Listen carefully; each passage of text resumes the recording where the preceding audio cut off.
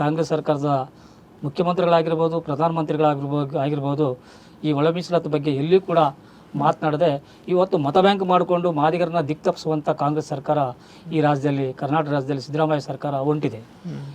ಒಳ ಮೀಸಲಾತಿ ಬಗ್ಗೆ ಏನಾದ್ರು ಸಿದ್ದರಾಮಯ್ಯನವರಾಗಲಿ, ಡಿ.ಕೆ. ಶಿವಕುಮಾರ್ ಆಗಲಿ, ಮಹದೇವಪ್ಪನವರಾಗಲಿ ಯಾರಾದರೂ ಒಳ ಮೀಸಲಾತಿ ಬಗ್ಗೆ ಏನಾದ್ರು ಮಾತಾಡಿದಾರಾ? ಸದಾಶಿವ ಆಯೋಗ ವರದಿ ಹಾಗೂ SC ವರ್ಗೀಕರಣ ಅಂಶದ ಬಗ್ಗೆ ಸಿದ್ದರಾಮಯ್ಯ ಅವರಾಗಲಿ, ಉಪಮುಖ್ಯಮಂತ್ರಿಗಳು ಡಿ.ಕೆ. ಶಿವಕುಮಾರ್ ಅವರಾಗಲಿ ಇದ್ರ ಬಗ್ಗೆ ಚರ್ಚೆ ಮಾಡಿಲ್ಲ. ಆ ಸಭೆಯಲ್ಲಿ ಈ ಪ್ರಸ್ತಾಪನೆ ಮಾಡಿಲ್ಲ.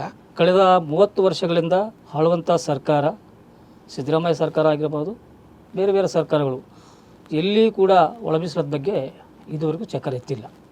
ಮಾದಿಗರೊಬ್ಬರೇ ಈ 6% ತಿನ್ನಲ್ಲ. ಸಿದ್ದರಾಮಯ್ಯವರು ಆ್ಯಂಟಿ. ನಮಸ್ಕಾರ. ಕಳೆದ ಹಲವು ವರ್ಷಗಳಿಂದ ಒಳ ಮೀಸಲಾತಿ ಹೋರಾಟ ಕರ್ನಾಟಕ ಸೇರಿದಂತೆ ದೇಶದ ಬಹಳಷ್ಟು ರಾಜ್ಯಗಳಲ್ಲಿ ತುಂಬ ದೊಡ್ಡ ಮಟ್ಟದಲ್ಲಿ ನಡೀತಾ ಇದೆ. ಈ ಹಿನ್ನೆಲೆಯಲ್ಲಿ ಇವತ್ತು ನಮ್ಮ ಜೊತೆ ಈ ವಿಷಯದ ಬಗ್ಗೆ ಮಾತಾಡೋದಕ್ಕೆ ಬಿ ನರಸಪ್ಪ ದಂಡೋರ ಇವರು ನಮ್ಮ ಜೊತೆ ಇದ್ದಾರೆ.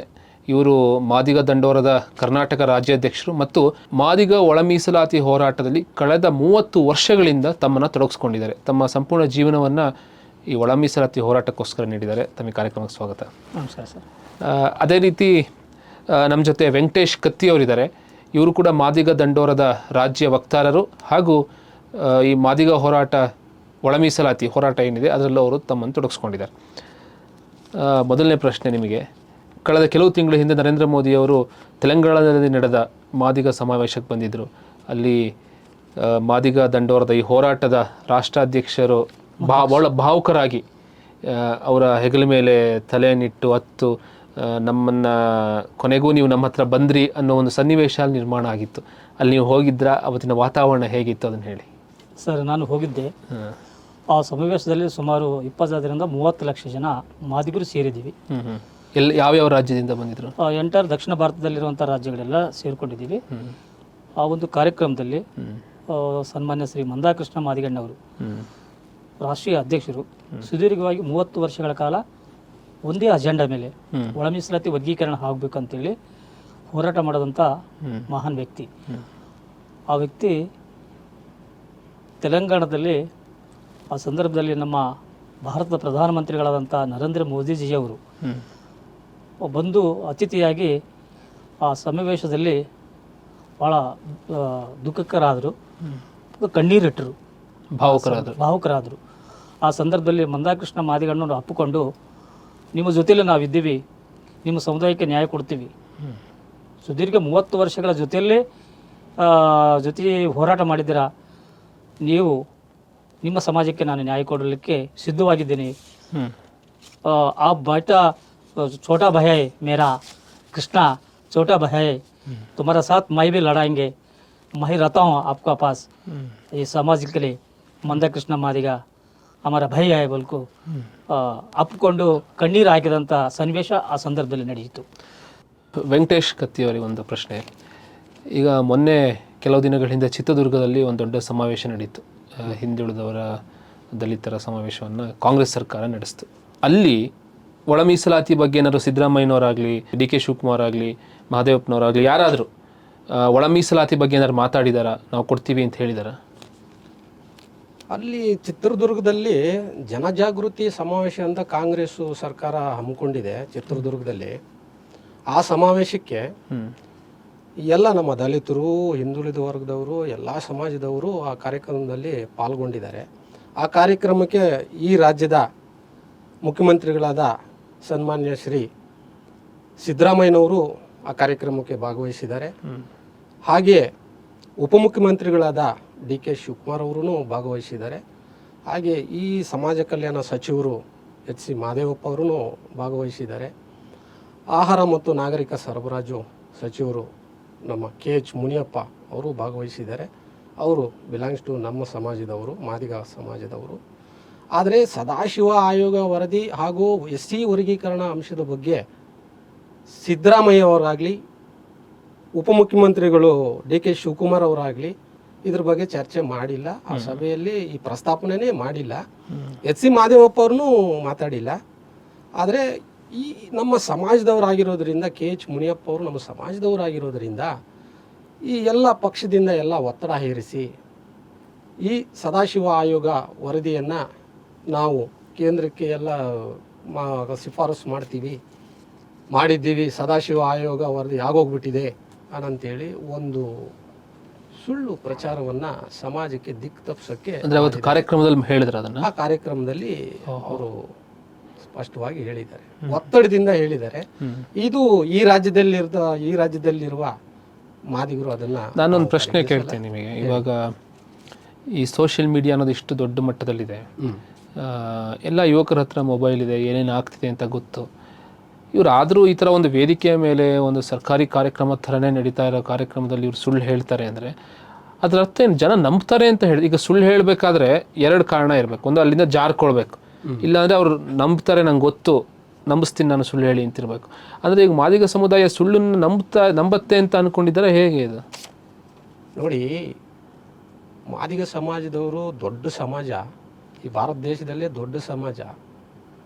ಮಾದಿಗರದು ಯಾವ ರೀತಿ ಏನಂದ್ರೆ ಸುಳ್ಳು ಹೇಳಿದ್ರು ಕೇಳ್ತಾರೆ, ನಿಜ ಹೇಳಿದ್ರು ಮುಗ್ಧರು ಇದ್ದಾರೆ, ಆಮೇಲೆ ಬುದ್ಧಿವಂತರು ಇದ್ದಾರೆ. ನಮ್ಮಲ್ಲಿ ಬುದ್ಧಿವಂತರು ಈಗ ಹೆಚ್ಚಿನ ಸಂಖ್ಯೆಯಲ್ಲಿ ಬುದ್ಧಿವಂತರಿದ್ದಾರೆ.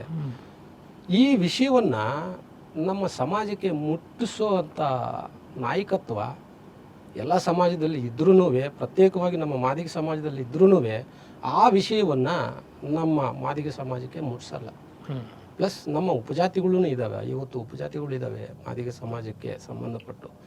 ಅವರಿಗೆ ಈ ವಿಷಯವನ್ನ ಮುಟ್ಟಿಸೋ ರೀತಿಯಲ್ಲಿ ಕೆಲಸ ಮಾಡಲ್ಲ.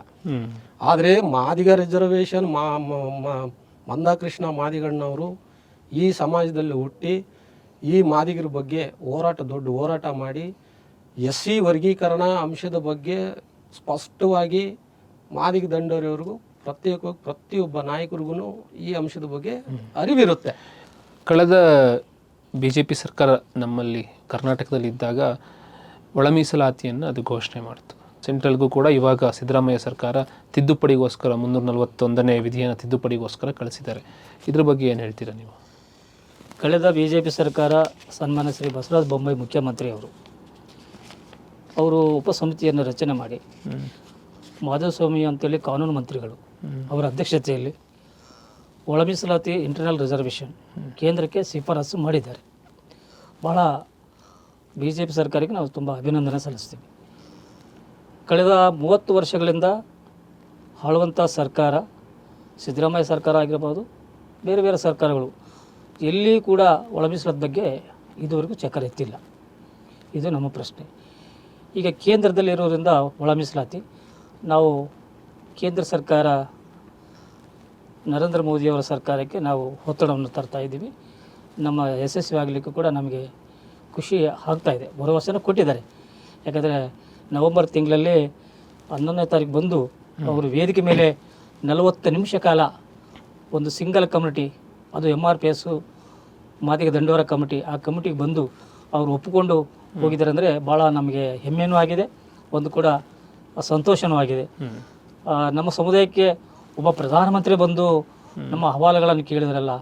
ಸುಮಾರು 75 ವರ್ಷಗಳ ಕಾಲ ಕಾಂಗ್ರೆಸ್ ಸರ್ಕಾರ ಆಡಳಿತ ಮಾಡಿದರೂ ಕೂಡ ಯಾವತ್ತೂ ಕೂಡ ಕಾಂಗ್ರೆಸ್ ಸರ್ಕಾರದ ಮುಖ್ಯಮಂತ್ರಿಗಳಾಗಿರ್ಬೋದು, ಪ್ರಧಾನಮಂತ್ರಿಗಳಾಗಿರ್ಬೋದು ಈ ಒಳ ಮೀಸಲಾತಿ ಬಗ್ಗೆ ಎಲ್ಲಿಯೂ ಕೂಡ ಮಾತನಾಡದೆ ಇವತ್ತು ಮತ ಬ್ಯಾಂಕ್ ಮಾಡಿಕೊಂಡು ಮಾದಿಗರನ್ನ ದಿಕ್ತಪ್ಪಿಸುವಂಥ ಕಾಂಗ್ರೆಸ್ ಸರ್ಕಾರ ಈ ರಾಜ್ಯದಲ್ಲಿ, ಕರ್ನಾಟಕ ರಾಜ್ಯದಲ್ಲಿ ಸಿದ್ದರಾಮಯ್ಯ ಸರ್ಕಾರ ಹೊಂಟಿದೆ. ಇದು ನಮಗೆ ಭಾಳ ಹಿನ್ನಡೆ ಆಗ್ತಾಯಿದೆ. ಈಗ ಮಲ್ಲಿಕಾರ್ಜುನ್ ಖರ್ಗೆ ಕಾಂಗ್ರೆಸ್ ಪಕ್ಷದ ರಾಷ್ಟ್ರೀಯ ಅಧ್ಯಕ್ಷರು, ಅವರು SC ಸಮುದಾಯದಿಂದನೇ ಅವರು ಬಂದಿದ್ದಾರೆ. ಅವರು ಈ ಒಟ್ಟು ಮಾದಿಗರ ಹೋರಾಟಕ್ಕೆ ಬೆಂಬಲ ಕೊಟ್ಟಿದ್ದಾರೆ. ಏನು ಹೇಳ್ತಾರೆ ಅವರು? ನೀವು ಹೋಗೋರನ್ನ ಭೇಟಿ ಮಾಡಿದ್ದೀರಾ? ಭಾರತೀಯ ಕಾಂಗ್ರೆಸ್ ರಾಷ್ಟ್ರೀಯ ಅಧ್ಯಕ್ಷರು ಹಾಗೂ ಈಗ ವಿರೋಧ ಪಕ್ಷ ನಾಯಕರು ಕೂಡ ಹೌದು. ಒಂದು ಸ್ಪಷ್ಟವಾಗಿ ಹೇಳ್ತೀನಿ ಕೇಳಿ. ಕೇಂದ್ರದಲ್ಲಿ ವಿರೋಧ ಪಕ್ಷ ನಾಯಕರು ಯಾರಿದ್ದಾರೆ? ಯಾವ ಸರ್ಕಾರ, ಯಾವ ಪಾರ್ಟಿ ಇದೆ, ಯಾವ ಪಕ್ಷ ಇದೆ? ಕಾಂಗ್ರೆಸ್ ಪಕ್ಷ ಇದೆ. ಕಾಂಗ್ರೆಸ್ ಪಕ್ಷದಲ್ಲಿ ರಾಷ್ಟ್ರೀಯ ನಾಯಕರು ಯಾರಿದ್ದಾರೆ? ಮಲ್ಲಿಕಾರ್ಜುನ್ ಖರ್ಗೆ ಅವರು ಇದ್ದಾರೆ. ಅಲ್ಲಿ ಮಲ್ಲಿಕಾರ್ಜುನ್ ಖರ್ಗೆ ಅವರಿಗೆ ನಾವು ಅನೇಕ ಬಾರಿ ನಾವು ಮನವಿ ಪತ್ರಗಳನ್ನು ಕೊಟ್ಟಿದ್ದೀವಿ. ಅಟ್ಲೀಸ್ಟ್ ನೀವು ವಿರೋಧ ಪಕ್ಷ ನಾಯಕರಾಗಿದ್ದೀರಿ, ಕಾಂಗ್ರೆಸ್ ಪಕ್ಷದಲ್ಲಿ ಅಧ್ಯಕ್ಷರಾಗಿದ್ದೀರಿ, ರಾಷ್ಟ್ರೀಯ ಅಧ್ಯಕ್ಷರಾಗಿದ್ದೀರಿ. ಈ ಸದಾಶಿವ ಆಯೋಗದ ವರದಿ ಬಗ್ಗೆ ಕೇಂದ್ರ ಸರ್ಕಾರಕ್ಕೆ ಒಂದು ಮನವಿ ಪತ್ರವನ್ನಾದರೂ ಬರೀರಿ ಅನ್ನಂತೇಳಿ ನಮ್ಮ ರಾಷ್ಟ್ರೀಯ ನಾಯಕರು ಹೇಳಿದ್ದಾರೆ, ನಮ್ಮ ರಾಜ್ಯಾಧ್ಯಕ್ಷರು ಬಿ ನರಸಪ್ಪ ದಂಡೋರವರು ಹೇಳಿದ್ದಾರೆ. ಅವ್ರಿಗೆ ಅನೇಕ ಮನವಿ ಪತ್ರಗಳನ್ನು ಕೊಟ್ಟಿದ್ದೀವಿ. ಆದರೆ ಯಾವುದೇ ರೀತಿ ಮಾದಿಗರನ್ನ ಪರಿಗಣಿಸಿಲ್ಲ. ಅವರು ನಮ್ಮ ದಲಿತ ಸಮಾಜದಲ್ಲಿ 101 ಜಾತಿಯಲ್ಲಿ ಒಂದು ಜಾತಿ ಆಗಿದ್ದಾರೆ ಅವರೂ. ಆದರೆ ಮಾದಿಗರ ಬಗ್ಗೆ ಯಾವುದು ಕಾಳಜಿ ಇಲ್ಲ. ಮಾದಿಗರನ್ನ ತುಳಿಬೇಕನ್ನೋದೇ ಅವ್ರ ಪ್ರಧಾನ ಅಂಶ. ಯಾಕೆ ಆ ಥರ ಮಾಡ್ತಾರೆ? ಯಾಕೆ ಆ ಥರನಂದರೆ SC ವರ್ಗೀಕರಣ ಆಗಿಬಿಟ್ರೆ, ಅಂದರೆ ಸದಾಶಿವ ಆಯೋಗ ವರದಿಯನ್ನು ಆಗಿಬಿಟ್ರೆ ವಲಯರಿಗೆ 5%, ಮಾದಿಗರಿಗೆ 6%, ಇತರಿಗೆ ಬೋವಿ, ಲಂಬಾಣಿ, ಕೊರ್ಚ, ಕೊರ್ಮ ಅವರಿಗೆ 4%, ಇತರಿಗೆ 1%. ಎಲ್ಲಿ ನಾವು ಉದ್ಯೋಗ ರಂಗದಲ್ಲಿ, ಆರ್ಥಿಕ ರಂಗದಲ್ಲಿ, ರಾಜಕೀಯ ರಂಗದಲ್ಲಿ, ಆಮೇಲೆ ಪ್ರತಿಯೊಂದು ರಂಗದಲ್ಲಿ ನಾವು ಎಲ್ಲಿ ಮುಂದೆ ಬರ್ತೀವಿ ಅನ್ನೋ ಒಂದು ಹುನ್ನಾರ ಇಟ್ಕೊಂಡಿರೋಂಥ ವ್ಯಕ್ತಿ ಈ ರಾಜ್ಯದಲ್ಲಿ ಮಲ್ಲಿಕಾರ್ಜುನ ಖರ್ಗೆ ಅವರು. ಆ ಕಾರಣದಿಂದನೇ ನಾವು ಪಣ ಕಟ್ಟಿ, ಮಾದಿಗ ದಂಡೋರದವರು ಒಂದು ಪಣ ಕಟ್ಟಿ ಅವ್ರನ್ನ ಸೋಲಿಸಿದ್ದೀವಿ ಈ ರಾಜ್ಯದಲ್ಲಿ. ಈಗ ಒಳ ಮೀಸಲಾತಿ ಬಂದರೆ SC ರೈಟ್ಗೆ ಅನ್ಯಾಯ ಆಗುತ್ತಾ? ನೋಡಿ, ಪರಿಶಿಷ್ಟ ಜಾತಿಯಲ್ಲಿ ಈ ರಾಜ್ಯದಲ್ಲಿ 101 ಜಾತಿ ಇದೆ. ಪರಿಶಿಷ್ಟ ಜಾತಿಯಲ್ಲಿ ಇದ್ರ ವಿಶೇಷತೆ ಏನಂದರೆ, ಎಲ್ಲರೂ ಹೇಳ್ತಾರೆ, ಎಲ್ಲ ಈ ವಿಷಯನ ದಿಕ್ಕು ತಪ್ಪಿಸ್ತಾರೆ. ಯಾರ ಮೀಸಲಾತಿನೂ ಮಾದಿಗರು ತಗೊಳ್ಳಲ್ಲ. ಇನ್ನೊಂದು ಸ್ಪಷ್ಟವಾಗಿ ಹೇಳ್ತೀನಿ ಮಾಧ್ಯಮದ ಮುಂದೆ, ಮಾದಿಗರೊಬ್ಬರೇ ಈ 6% ತಿನ್ನಲ್ಲ. ಮಾದಿಗರಿಗೆ ಉಪಜಾತಿಗಳು 50 ಉಪಜಾತಿಗಳಿದಾವೆ ಈ ನಮ್ಮ SC ಪಟ್ಟಿಯಲ್ಲಿ. ಎಲ್ಲರೂ ಹಂಚ್ಕೋಬೇಕು 6% ಅಲ್ಲಿ. ಅರ್ಥ ಆಗಿದೆಯಾ? ಇದನ್ನ ದಿಕ್ಕು ತಪ್ಪಿಸೋದು ಯಾಕೆ ಅಂದರೆ, ನಾವು ಎಲ್ಲ ರಂಗದಲ್ಲಿ ಮುಂದೆ ಬರ್ತೀವಿ ಅನ್ನತ್ತೆ. ನೋಡಿ, ಈ ರಾಜ್ಯದಲ್ಲಿ ಕಾಂಗ್ರೆಸ್ ಸರ್ಕಾರ, ಸಿದ್ದರಾಮಯ್ಯ ಅವರು ಮುಖ್ಯಮಂತ್ರಿಗಳಾಗಿದ್ದಾರೆ. ಕೇಂದ್ರದಲ್ಲಿ ವಿರೋಧ ಪಕ್ಷ ನಾಯಕರು, ರಾಷ್ಟ್ರೀಯ ನಾಯಕರು ಮಲ್ಲಿಕಾರ್ಜುನ ಖರ್ಗೆ ಅವರಿದ್ದಾರೆ. ಅವರು ನಮ್ಮ SC ಸಮಾಜ. ಇಲ್ಲಿ ಹಿಂದುಳಿದ ವರ್ಗದವರು.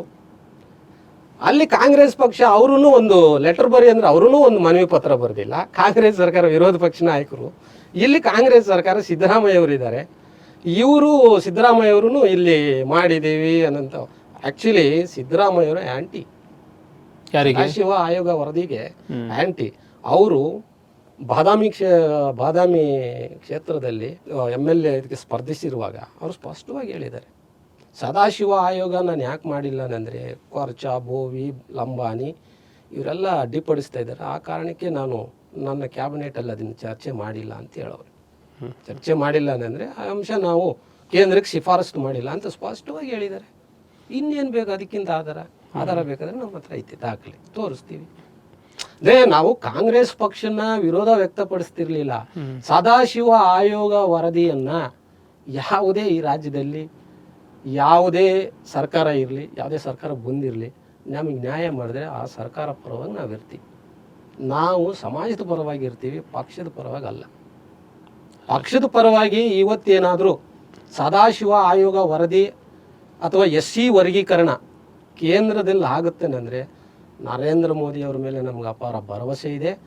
ಅದನ್ನು ಮಾಡ್ತಾರೆ ಅನ್ನೋ ನಂಬಿಕೆ ನಮಗಿದೆ. ನಮ್ಮ ರಾಷ್ಟ್ರೀಯ ನಾಯಕರು ಅವ್ರ ಮೇಲೆ ಅಪಾರ ಗೌರವ ಇಟ್ಕೊಂಡಿದ್ದಾರೆ.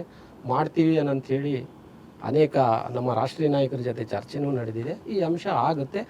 ಆದರೆ ನಮ್ಮ ಮಾದಿಗ ಜನಾಂಗದವರಿಗೆ, ಅವ್ರಿಗೊಬ್ಬರಿಗೆ ಅಲ್ಲ, ಎಲ್ಲ ಸಮಾಜದವ್ರಿಗೂ ಒಂದು ಒಳ್ಳೆಯ ರೀತಿ ಅಭಿವೃದ್ಧಿ ಆಗುತ್ತೆ ಅಂತ ನಾನು ಈ ಮಾಧ್ಯಮದ ಮುಖಾಂತರ ಹೇಳ್ತೀನಿ.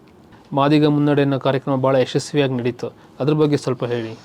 ಮಾದಿಗ ಮುನ್ನಡೆ ಕಾರ್ಯಕ್ರಮ ಅಂತಂದರೆ ನೋಡಿ ಸಾಹೇಬ್ರೆ, ನಾನು ಸಮಾಜಕ್ಕೆ ಒಂದು ವಿನಂತಿ ಮಾಡೋದೇನಂತಂದರೆ, 31 ಜಿಲ್ಲೆಗಳಲ್ಲಿ ಸುಮಾರು 2,000 to 3,000 ಜನ ಸ್ವಯಂ ಪ್ರೇರಿತರಾಗಿ ಮಾದಿಗೆ ಮುನ್ನಡೆ ಕಾರ್ಯಕ್ರಮಕ್ಕೆ ಬಂದು ಯಶಸ್ವಿಯನ್ನು ಮಾಡಿದ್ದಾರೆ. ಯಾಕೆ ಮಾಡಿದ್ದಾರೆ ಅಂತಂದರೆ, ಆ ಕಾರ್ಯಕ್ರಮದಲ್ಲಿ ಸನ್ಮಾನ್ಯ ಮಂದಾಕೃಷ್ಣ ಮಾದಿಗಣ್ಣವರು ಮಾತನಾಡಿದ್ದ ಸ್ಪೀಚು ಮತ್ತು ಮೋದಿಜಿಯವರು ಮಾತಾಡಿದ ಸ್ಪೀಚು, ಅವರು ಮಾತು ಕೊಟ್ಟಂಥ ಅವರ ವಚನಗಳು, ಅದನ್ನು ಕೇಳಿ ತುಂಬ ಸಂತೋಷದಿಂದ ಇವತ್ತು ಸಮುದಾಯ ಒಂದು ಕಡೆ ನಮಗೆ ಒಳ ಮೀಸಲಾತಿ ವರ್ಗೀಕರಣ ಹಾಗೆ ಆಗುತ್ತೆ ಅನ್ನೋದನ್ನು ಭರವಸೆ ಇಟ್ಕೊಂಡಿದ್ದಾರೆ ನಮ್ಮ ಸಮಾಜ. ಅದರ ಪರವಾಗಿ ಸಮಾಜ ಸುದೀರ್ಘ 30 ವರ್ಷಗಳ ಕಾಲ ಹೋರಾಟ ಮಾಡಿದ್ರು ಕೂಡ ಇವತ್ತು ಕಾಂಗ್ರೆಸ್ ಸರ್ಕಾರ ಮತ ಬ್ಯಾಂಕ್ ಮಾಡ್ತಾ ಇದ್ದೇವೆ ಹೊರತು ಮೋಸ ಮಾಡ್ತಾ ಇದ್ದಾರೆ. ಇದು ಉದ್ದೇಶಪೂರ್ವಕವಾಗಿ ನಾವು ಕಾಂಗ್ರೆಸ್ ಸರ್ಕಾರಕ್ಕೆ ಟೀಕೆ ಮಾಡ್ತಾ ಇದ್ದೀವಿ. ಈ ಮಾದಿಗ ದಂಡೋರ MRPS ಅಂತಂದರೆ ಸುಮಾರು 30 ವರ್ಷಗಳ ಕಾಲ ಈ ಕರ್ನಾಟಕ ರಾಜ್ಯದಲ್ಲಿ ಸಕ್ರಿಯವಾಗಿ ನಿರಂತರವಾಗಿ ಹಲವಾರು ಹೋರಾಟಗಳು, ಬಂಧನಕ್ಕೊಳಗಾಗಿದ್ದೀವಿ, ವಿಧಾನಸೌಧ ಮುತ್ತಿಗೆ ಹಾಕಿದ್ದೀವಿ, CM ಮನೆ ಮುತ್ತಿಗೆ ಹಾಕಿದ್ದೀವಿ, ಕಂಡಲ್ಲಿ ಗೆರವು ಮಾಡಿದ್ದೀವಿ, ನಮ್ಮ ಮೇಲೆ ಕೇಸುಗಳು ಹಾಕಿದ್ದಾರೆ. ಎಲ್ಲ ರೀತಿಯಿಂದ ಕೂಡ ಕಾಂಗ್ರೆಸ್ ಸರ್ಕಾರ ನಮ್ಮನ್ನು ತುಳಿಲಿಕ್ಕೆ ಪ್ರಯತ್ನ ಪಟ್ಟಿದೆ ಹೊರತು ಈ ಮುನ್ನಡೆ ಕಾರ್ಯಕ್ರಮದಲ್ಲಿ ಅವರು ಹಿನ್ನಡೆ ಆಗಿದ್ದಾರೆ, ನಾವು ಮುನ್ನಡೆ ಆಗಿದ್ದೀವಿ. ಯಾಕಂದರೆ ನಾವು BJP ಸರ್ಕಾರ ನಮ್ಮ ವರದಿಯನ್ನು ಸದಾಶಿವ ಆಯೋಗದ ವರದಿ ಬಿಟ್ಟು ಒಳ ಮೀಸಲಾತಿ ಇಂಟರ್ನಲ್ ರಿಸರ್ವೇಷನ್ ಒಳ ಮೀಸಲಾತಿ ಅಂದರೆ ನಮಗೆ 15% ಇದ್ದಂಥ ಮೀಸಲಾತಿ 17% ಮಾಡಿ ನಮ್ಮ ಕೇಂದ್ರಕ್ಕೆ ಕಳಿಸಿದ್ದಾರೆ. ಭಾಳ ಸಂತೋಷ. ಇವತ್ತು ಮೀಸಲಾತಿಯಲ್ಲಿ ನಮ್ಮವರು ಡಾಕ್ಟರ್ಸು, ಇಂಜಿನಿಯರ್ಗಳು ಆಗ್ತಾ ಇದ್ದಾರೆ, ನಮಗೆ ಖುಷಿ ಆಗ್ತದೆ. ಇವತ್ತು ಬಸವರಾಜ ಬೊಮ್ಮಾಯಿ ಸರ್ಕಾರ ಅಲ್ಪಮತದಲ್ಲಿ ಸೋತಿರ್ಬೋದು, ಅದು ನಾವು ಕಾರಣರಲ್ಲ. ನಾವು ಮತ ಹಾಕಿದ್ದೀವಿ, ನಮ್ಮ ಋಣ ತೀರಿಸಿದ್ದೀವಿ. ನಾವು ಬಸವರಾಜ ಬೊಮ್ಮಾಯಿ ಅವರಿಗೆ ನಾವು ಸಮುದಾಯ ಮತಗಳು ಕೊಟ್ಟಿದ್ದೀವಿ. ಕೆಲವು ಕಾರಣಾಂತರಗಳಿಂದ ಸೋತಿರ್ಬೋದು, ಬಟ್ ಪರ್ಸೆಂಟೇಜ್ ಮಾತ್ರ ಮಾದಿಗರು ಓಟ್ ಹಾಕಿದ್ದೀವಿ BJP ಪಕ್ಷಕ್ಕೆ. ಯಾಕಂದರೆ ಆ ಸಂದರ್ಭದಲ್ಲಿ ನಾನು ಕೂಡ ಪ್ರಚಾರದಲ್ಲಿದ್ದೀನಿ. BJP ಪಕ್ಷಕ್ಕೆ ಪ್ರಚಾರವಾಗಿ ನಮ್ಮ ಮಂದಕೃಷ್ಣ ಮಾದಿಗಣ್ಣವರು ನಾವು ಒಟ್ಟಾರೆ ಸೇರಿ ಕರ್ನಾಟಕ ರಾಜ್ಯದಲ್ಲಿ ನಾವು ಪ್ರಚಾರವನ್ನು ಕೈಗೊಂಡಿದ್ದೀವಿ. ಈಗ ಮಂದಕೃಷ್ಣ ಅವರನ್ನು ಅಂದರೆ ನಿಮ್ಮ ಮಾದಿಗ ಸಮುದಾಯದ ಲೀಡರ್ನ ನರೇಂದ್ರ ಮೋದಿಯವರು ತಮ್ಮ ಅಂತ ಕರೆದಿರೋ ಒಂದು ಹಿನ್ನೆಲೆಯಲ್ಲಿ ಬಹುಶಃ ನಿಮ್ಮ ಒಳ ಮೀಸಲಾತಿ ಅನ್ನೋದು ಬೇಗ ನಿಮಗೆ ಸಿಗತ್ತೆ ಅಂತ ನಾನು ಹಾರೈಸ್ತೀನಿ. ಧನ್ಯವಾದ. Thank you sir. ನಮಸ್ಕಾರ.